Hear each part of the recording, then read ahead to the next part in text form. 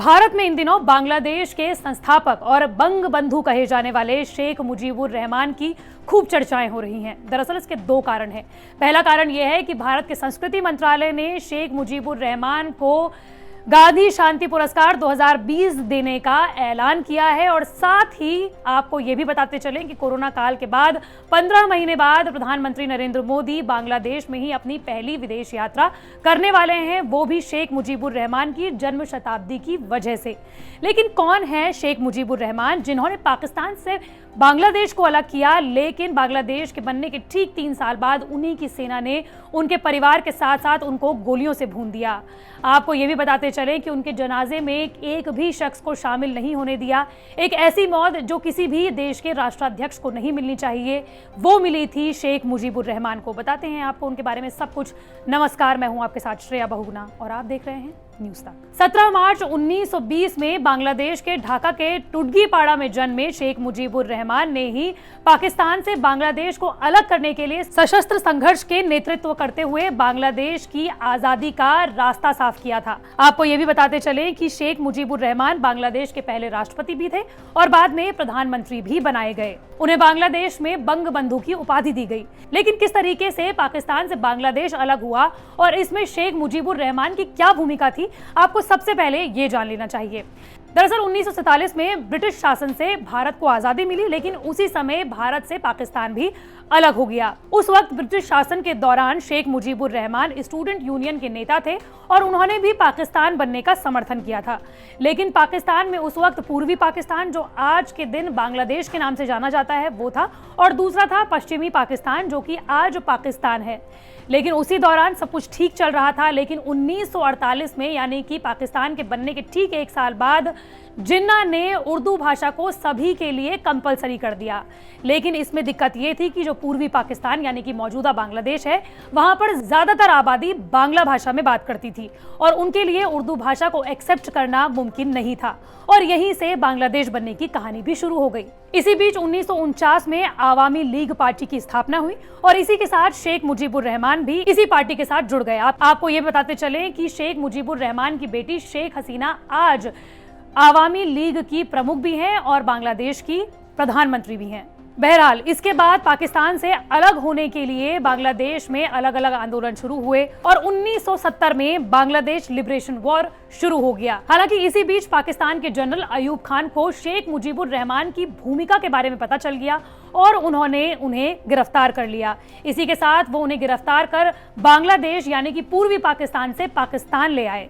उन्हें 9 महीने जेल में रखा गया। सिर्फ यही नहीं, पाकिस्तान की अदालत ने तो उन्हें फांसी की सजा भी सुना दी थी। लेकिन इसी बीच पाकिस्तान में सत्ता परिवर्तन हो गया और पाकिस्तान की सत्ता पर आ गए बेनजीर भुट्टो के पिता जुल्फिकार अली भुट्टो। शेख मुजीबुर रहमान को मियांवाली जेल से निकालकर रावलपिंडी के पास एक गेस्ट हाउस में शिफ्ट करा लिया गया। लेकिन इसी दौरान बांग्लादेश यानी कि पूर्वी पाकिस्तान में बांग्लादेश को पाकिस्तान से अलग होने का मूवमेंट आगे बढ़ चुका था और इसी बीच भारतीय सेना ने भी बांग्लादेश के इसी लिबरेशन मूवमेंट में सहयोग करते हुए उनकी मुक्ति वाहिनी सेना को समर्थन दिया। आपको ये भी बताते चलें कि बांग्लादेश को जब आजादी मिली, उस वक्त तक 2 लाख से लेकर 30 लाख लोगों ने अपनी जान गंवा दी। लेकिन इसी बीच पाकिस्तान से बांग्लादेश को मुक्ति मिल गई। इसके बाद शेख मुजीबुर रहमान को राष्ट्रपति बनाया गया और फिर वो प्रधानमंत्री के पद पर भी बैठ गए। बांग्लादेश को मुक्ति तो मिल गई पाकिस्तान से, लेकिन इसी बीच बांग्लादेश में भ्रष्टाचार, भाई भतीजावाद भी बढ़ने लगा। लोगों के अंदर रोष पैदा होने लगा और सिर्फ लोगों के बीच में ही नहीं, बल्कि सेना के बीच में भी रोष बढ़ने लगा। बांग्लादेश की मुक्ति के 3 साल के अंदर ही 15 अगस्त यानी कि जब भारत अपनी देश की आजादी मना रहा था, उसी दिन 15 अगस्त 1975 को सेना ने तख्ता पलट के दौरान शेख मुजीबुर रहमान की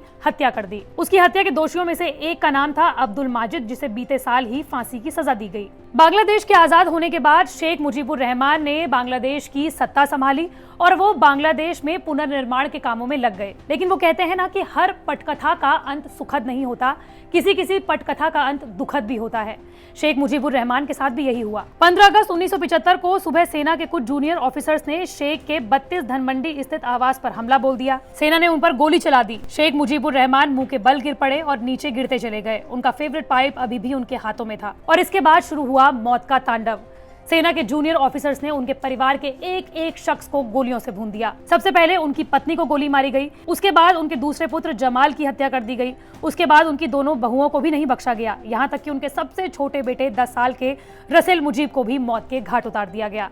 हालांकि इसी बीच उनकी दोनों बेटियां जर्मनी में थी, जिसकी वजह से उनकी जान बच गई, जिनमें से एक थी बांग्लादेश की मौजूदा प्रधानमंत्री शेख हसीना और दूसरी थी उनकी बेटी रेहाना। लेकिन यह भी कहा जाता है कि शेख हसीना ने जब बांग्लादेश में अपने परिवार से संपर्क साधने की कोशिश की और जब वो जर्मनी में थी तो बांग्लादेश की मौजूदा सेना से भी मदद मांगने की कोशिश की, लेकिन किसी ने भी उन्हें मदद मुहैया नहीं कराई। यहाँ तक कि फिर वो भारत में शरण लेने आई और कई साल तक वो भारत में ही रही। इस दौरान उनकी बेटी शेख हसीना भारत में आकर रहने लगी और उन्होंने बांग्लादेश की सत्ता हथियाने वालों के खिलाफ अभियान चलाना शुरू कर दिया।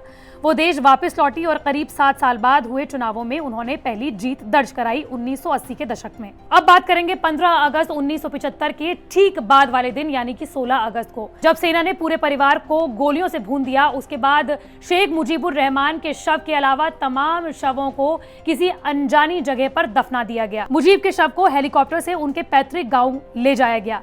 सैनिकों ने उनके गांव को घेर लिया ताकि लोग उनके जनाजे में शामिल ना हो पाए।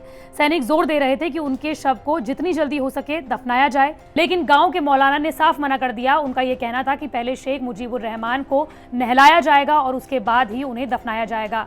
लेकिन उस वक्त नहाने का साबुन तक शेख मुजीबुर रहमान को उपलब्ध नहीं हो सका और फिर उन्हें कपड़े धोने के साबुन से नहलाया गया और फिर दफनाया गया। तो ये थी कहानी शेख मुजीबुर रहमान की, जिन्होंने बांग्लादेश को आजादी दिलाई, लेकिन उसके बाद उनका जो हश्र हुआ उसकी उम्मीद किसी ने नहीं की थी।